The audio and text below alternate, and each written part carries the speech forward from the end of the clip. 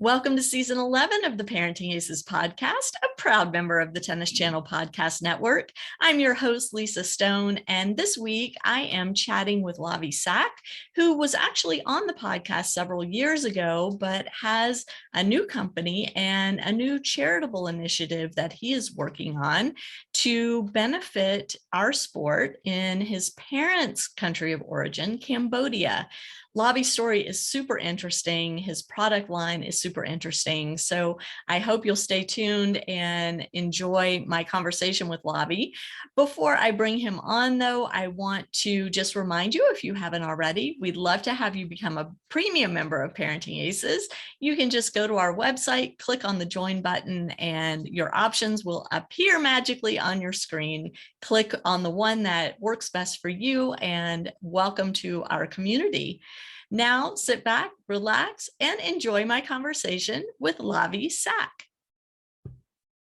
Hey, Lavie, thank you so much for joining us. And I'm so happy to have you back on the podcast. It's been a few years, and I was so excited when you reached out to me again. Yeah, no, it's great meeting you again, Lisa. I had a blast the first time, so happy to do it again. Oh, awesome. So for our listeners that may have missed your first appearance here, can you give us just a little bit of your story in tennis, how you got started in the sport? Yeah, I started late, for tennis a bit late, around 13, which for other sports may not be late, but for tennis it is. I saw a racket at a yard sale, picked it up and just started hitting against the wall. Had a lot of fun. Played in some teams, got somewhat decent. Didn't play in college, had some smaller schools, but I decided to go to Virginia, which their school they're the best tennis school, one of the best tennis schools in the nation. But yeah, won the NCAAs this year again. They did. Yeah. Wahoo wah. Yeah. So they did great. I mean, right now I'm working on a company called ADV Tennis, but what really got me going into ADV is my role in coaching. I coached for about 8 years at one of the bigger academies in Atlanta. And that was a blast. I loved working with kids, some adults too, doing some of the drills. But yeah, that's my tennis, playing, coaching, and now running a tennis business. So. What drew you to coaching? Because I'm always interested in, especially for somebody who didn't play college tennis, we hear of a lot of former college players transitioning onto the coaching side after they finish their careers. But for somebody who didn't play college tennis to get involved in coaching is a bit unusual. And I'm always curious to hear what brings somebody into the coaching side, because it takes a certain personality. Yeah, I think it's just the mentality of wanting to help people. I grew up, I didn't have too much coaching, but I had a couple mentors of people who reached out and they did it for free. And it was really, really eye-opening and just helpful. And I'm blessed for it. And I just wanted to kind of give back. And that was a part of it, right? Some of the coaching I do is kind of pro bono, but a lot of it I do is at the academy. I really enjoy helping and learning more about the game, just techniques and strategy and things like that. So I'm a big believer that you don't have to be the best player to be the best coach.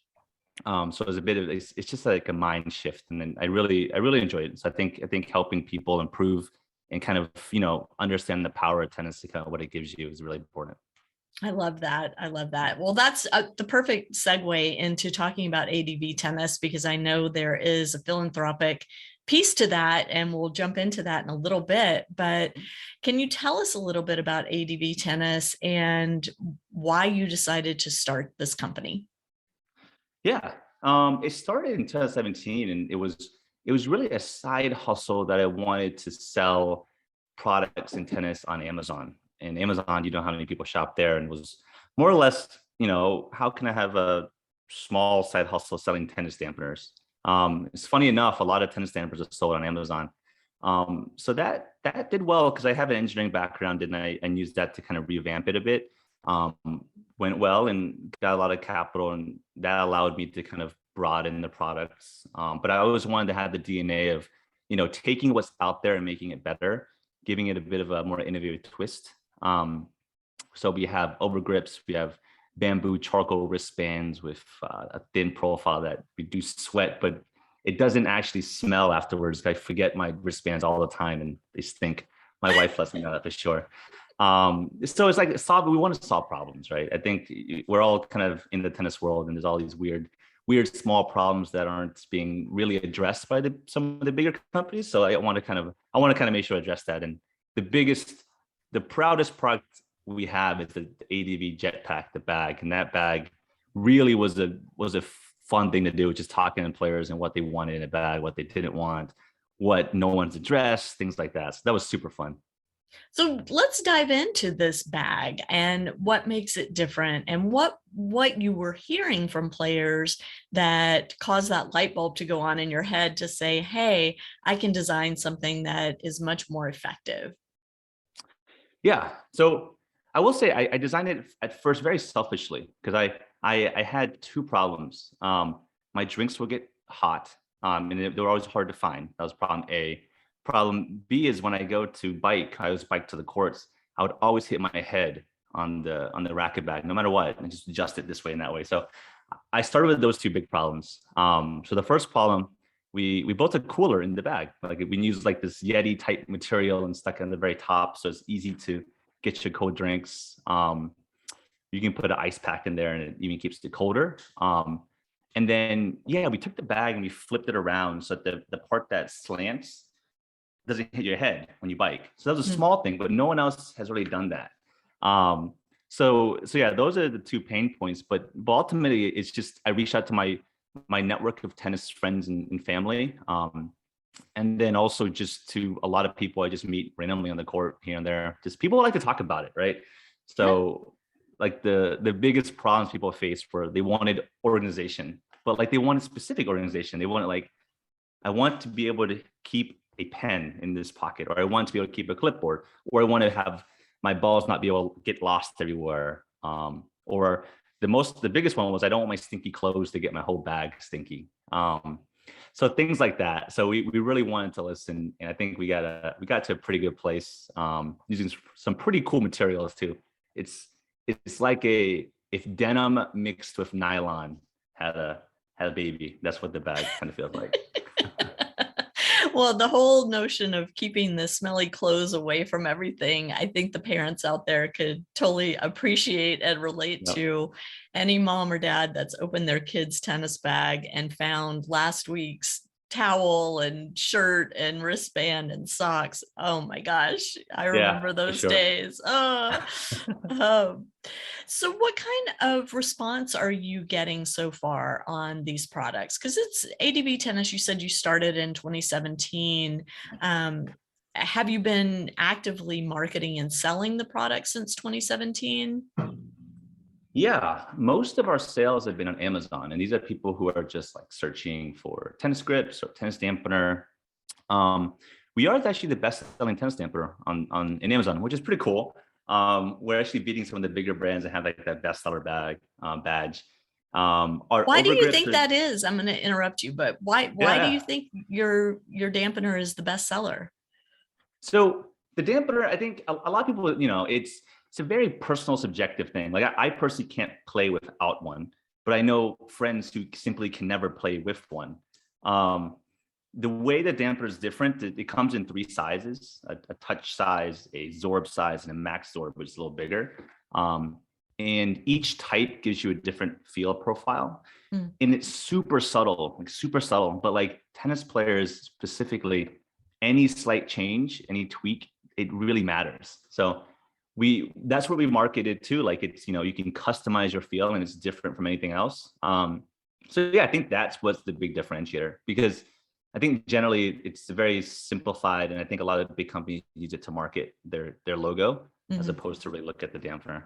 So I think that's very accurate. And it's become one of those kind of common giveaway items at conferences or tournaments. The sponsors will have some dampeners printed up with their logo and hand them out for free. But if they're not doing the job or not doing the job effectively, then they're not going to get used. So that kind of defeats the purpose, right? Exactly. Yeah. And what's the price point on your items compared to the larger brands? Are you competitive?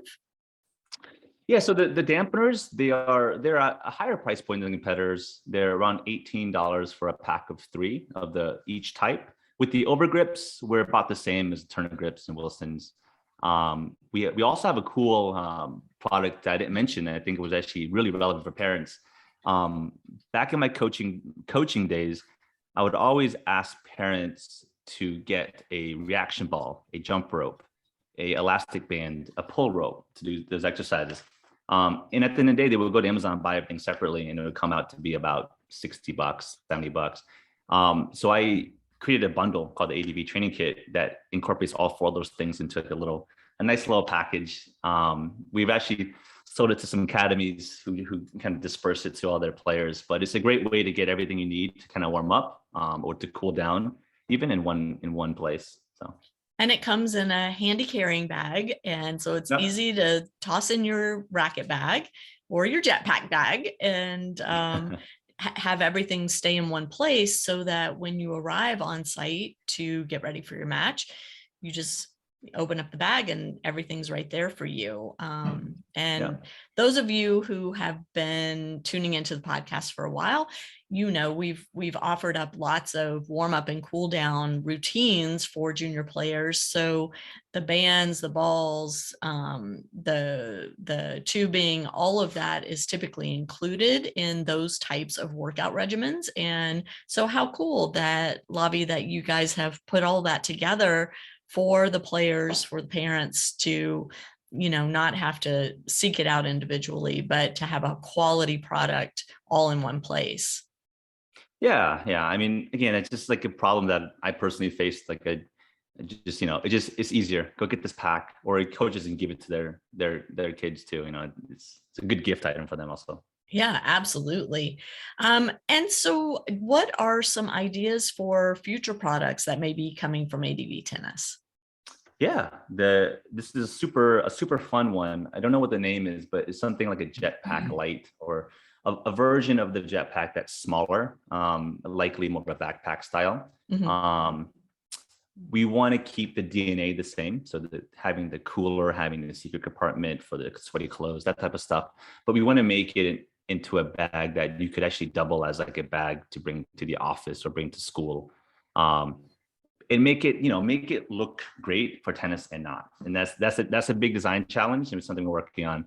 So yeah, we're actively on that. If anybody has good feedback, I'm more than happy to hear it, because I love listening to ideas and particularly problems people have, because if there's a problem, there's a good solve. So. Yeah, I mean, and I think that's one of the really unique things about your company is that you are approaching this from a problem-solving standpoint, not just we're going to throw more products out into the marketplace and see what sticks, but rather, these are things we're hearing from players themselves, from parents, from coaches. How can we create products to help alleviate those pain points for all of those people? And I think that's such a cool approach. You guys have a website, in addition to marketing on Amazon. You want to throw that website out for our listeners as well? Yeah. So it's www.adv, like advantage almost, advtennis.pro, Pro. So, and yeah, I'm happy to give a discount to all your listeners also. So if you use the code ParentingAces at checkout, you'll get a nice little discount. Awesome. We always love that, and love bringing savings to our audience. That's always a big plus. Yeah. So what else is going on in your life, Lavie, since we last spoke? I mean, you've started this company, and are you still living in Atlanta? No, so we love Atlanta. We loved Atlanta. We moved 2 years ago, spent about 7 years in Atlanta. We're in Northern Virginia now, which is another nice tennis town. For sure. And yeah, life is different. I have 2 kids, Kai and Mila. One is 3.5, one is 1.5. Kai is going to have his first tiny tennis group lesson on June 20th. And that's one of the things I'm really looking forward to. So super fun. And yeah, I don't think I was married when we had the last cast. So yeah, things have definitely changed quite a bit. We have a house in Northern Virginia now and a dog in the backyard. Yeah. So things are Life different. is good. Life is Life is good. good. Yeah. So I want to go back to you mentioned and I mentioned the philanthropic aspect to ADV Tennis, and one of the big initiatives that you guys have embraced is giving back. Can you talk a little bit about what that looks like for ADV Tennis? Yeah, thanks. I mean, this is part that really I'm proud of. It just makes me happy.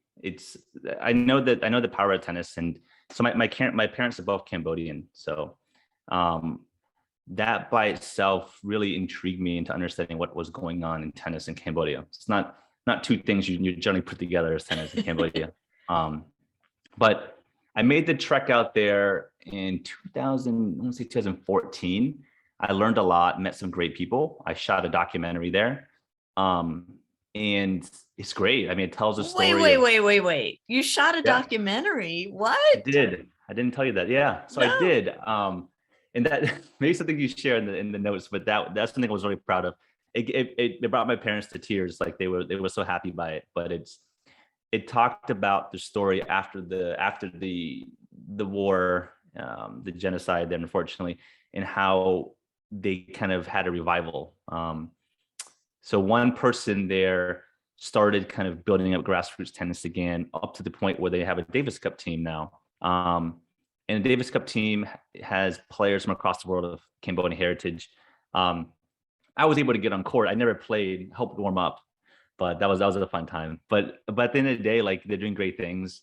They're fighting their way in Davis Cup, trying to get to Group 3 and Group 2 Oceania. They're helping to bring tennis across the country into different orphanages and things like that. For perspective, tennis, the whole country of Cambodia in 2015 had 33 courts. I used to coach in facilities that had more than 33 courts on its own. So that gives them perspective. And ADV, I wanted to make sure that we could help. Like as ADV grows, I want us to help communities. So we work with them actively. I'm good friends of the foundation there. So we donate 5% of profits to very specific initiatives. I don't want to just give a blanket donation. Mm-hmm. Rather, we sponsor their top 14-year-old who can't pay for travel in Southeast Asia. So money goes towards that. I'm working with a team there to get shoes for orphanages. Playing tennis without shoes on a makeshift clay court is not fun. So we want to do that. We've done some work with Haiti also. We worked with ATF in Atlanta, which is great too. But yeah, that's a big part of the mission. Like as we grow up, we want to make sure that they'll be able to help more. So yeah, thanks for letting me share that. Yeah, well, I want to talk a little bit about this 14-year-old in Cambodia. So are there coaches in Cambodia? Is the coaching community growing there as the sport is growing there? I mean, there's a Davis Cup team there. Obviously, there is interest in growing the game of tennis in Cambodia. How does a country do that? Yeah, it starts really grassroots. Like they go on to missions, go into different villages and seeing what kids really want to play, and then how quick they can pick it up. This kid's name is Ratanak. He's 14. He's super tiny. He's super tiny. The nutrition isn't great there, but like he's doing pretty well for it. And yeah, I wish, or I'm hoping to tell his story through at least his social media to see kind of his progression. He's not going to win like huge Southeast Asian tournaments, right? But he's going to be like that first kind of homegrown tennis player, because the majority of the Davis Cup team are people from France and the US who have Cambodian heritage. But because of that helps to draw coaches from different countries. So we have one of my good friends, Brian, he's from Panama. He's the head coach of the Davis Cup team with Tennis Cambodia there. He moved there from Panama. Wow.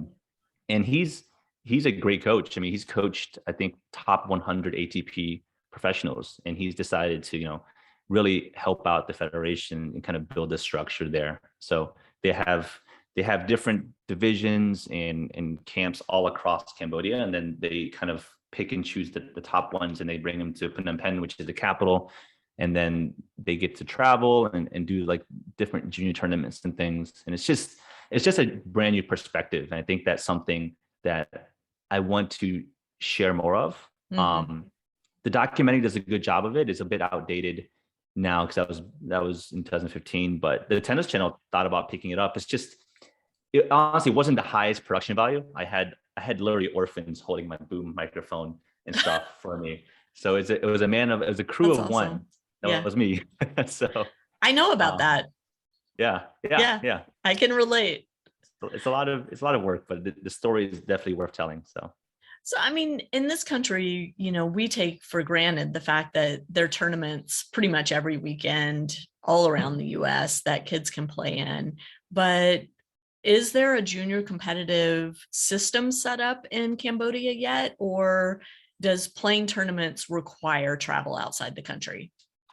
They are local tournaments. They're smaller. They have their annual junior tournament in Phnom Penh. They have smaller satellite ones, but they're not what you would think, right? They're more like we have one court and like maybe 5-6 kids just kind of playing tennis. It's a lot more structured when you go to Phnom Penh. But yeah, once you kind of do well there, then the Southeast Asian tour that kind of there's a bigger kind of junior presence across Southeast Asia. Particularly, there's a lot in Thailand and Vietnam for sure. Some big names have come from those countries, particularly Thailand. Yeah. But it's getting better. I think every year it's getting better. The better they do in Davis Cup, the more publicity they get. But yeah, I think the funds go a long way. Like $5,000 there is much more than $5,000 in the US. Like it gets them a lot farther. So yeah, sure. But I mean, just the whole notion of, if you want to develop as a junior tennis player, the level of competition that you can get at home really may not be high enough to get you to the level that you want to play. For example, coming to the US and playing college tennis. And exactly. So is that one of the things that you're trying to help with there is, exposing more kids to the sport and then facilitating their development so that they do have these opportunities to play at higher levels? Yeah, that's right. Like Ratanak, he does really well locally, right? Especially at his age level. But when he goes to play, he played a tournament in Malaysia recently. He didn't do that great, but the experience he got was fantastic. And that's the type of experience I think is really helpful. And that's what's needed, right?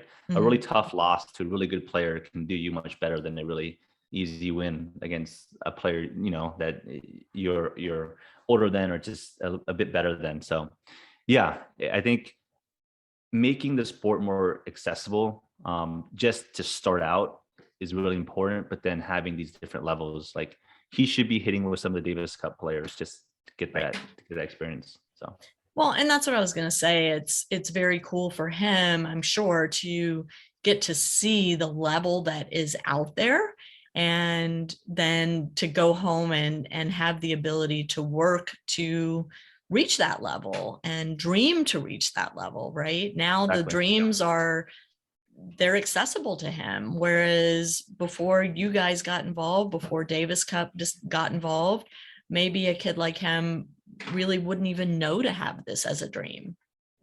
Yeah. I mean, the Federation has done great things. Like they're a nonprofit so we support the nonprofit, and then we kind of work out like these funds should go here and there, like that. But they really run the show. They bring in coaches from abroad.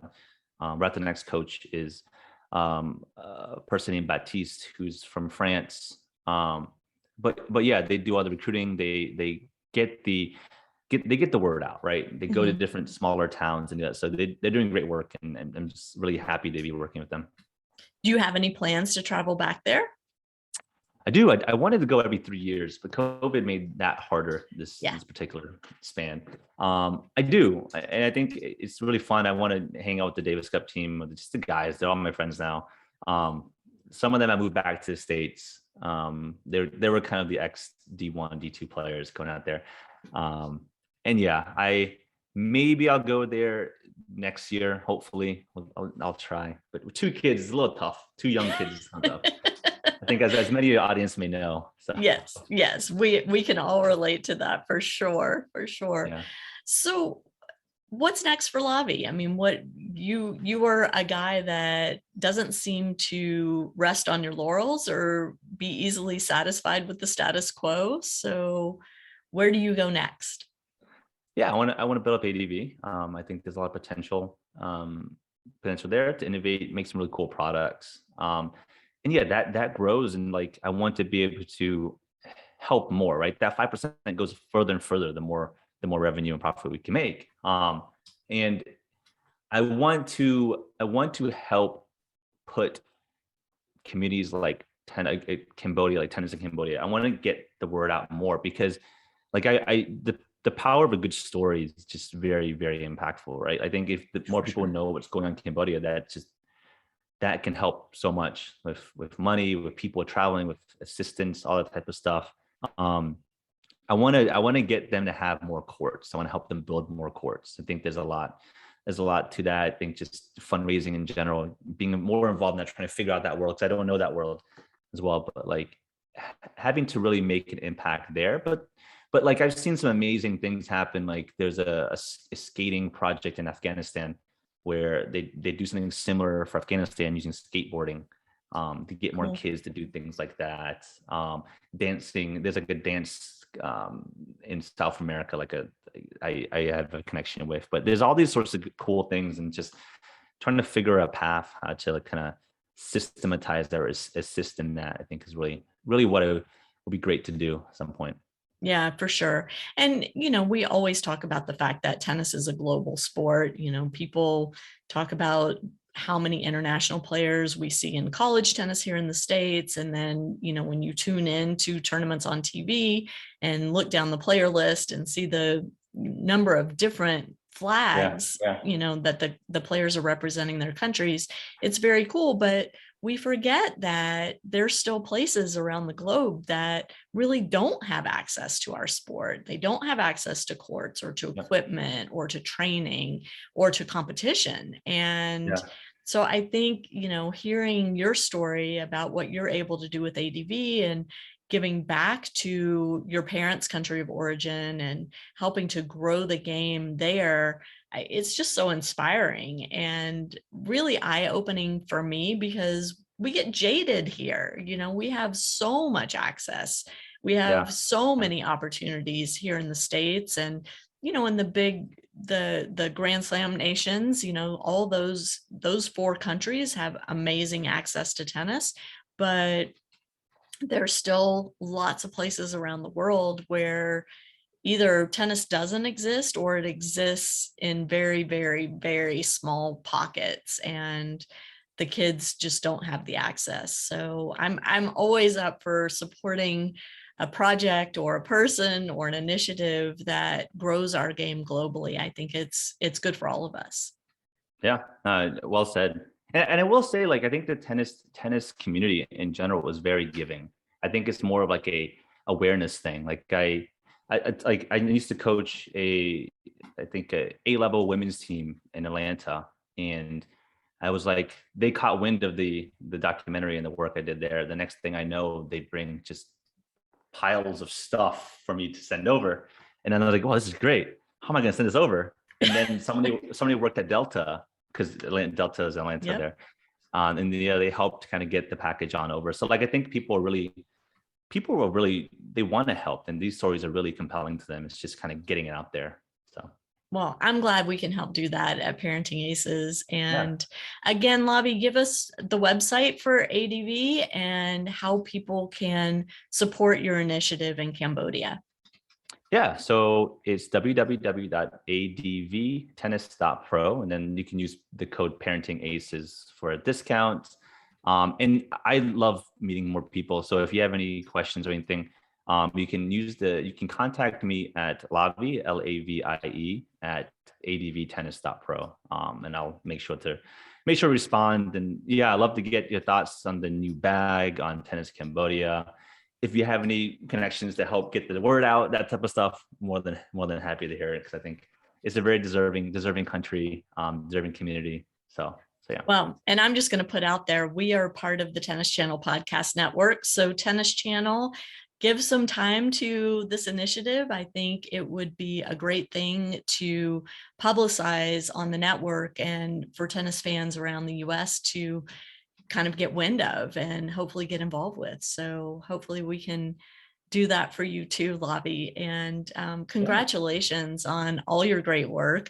We will have links to your website, to your email in the show notes. And we'll also have the discount code that you so graciously offered to our audience in the show notes at parentingaces.com. So if you are watching or listening to this podcast, be sure to go to our website and check out the show notes for those links. Lavie, any last words you want to leave us with today? This was fantastic. I really enjoyed it. Thank you, Lisa. And yeah, keep up the great work. Love the podcast. And I will soon be a tennis parent. I am close. Maybe give it a month. And I'll be a fellow tennis parent. So looking forward to that and all the adventures that come with that. I've been on the coaching side. Now I see the parenting side. So that's awesome. I love that. We always love having new members of the community. So welcome to that world, and strap in. It's a rough ride. Yep. Awesome. Thanks so much for joining us. And to my listeners, thank you so much for tuning in. We will catch you next time on Parenting Aces.